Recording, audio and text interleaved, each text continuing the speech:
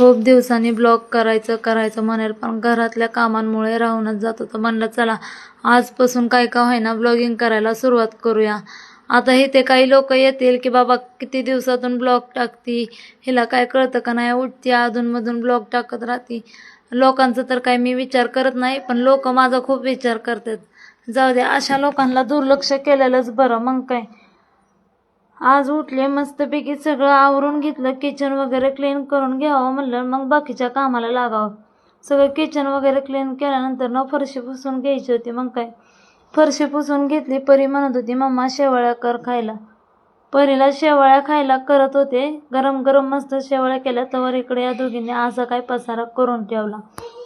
मग काय, मस्तपैकी आम्ही तिघी माया लेकींनी शेवाळ्या खाल्ल्या. शेवाळ्या खाऊन झाल्यानंतर ना परीला म्हणलं जरा झोपूया. तर काय, परी मॅडमच्या गप्पाच बघा. शेवाळ्याला बघून माझी तारीफ करत होती, मम्मा खूप छान शेवाळ्या केल्यात. खायच्या आधीच मॅडम तारीफ करत होत्या. चला तर मग आजच्या पुरतं एवढंच. भेटू उद्याच्या ब्लॉगमध्ये. Bye bye.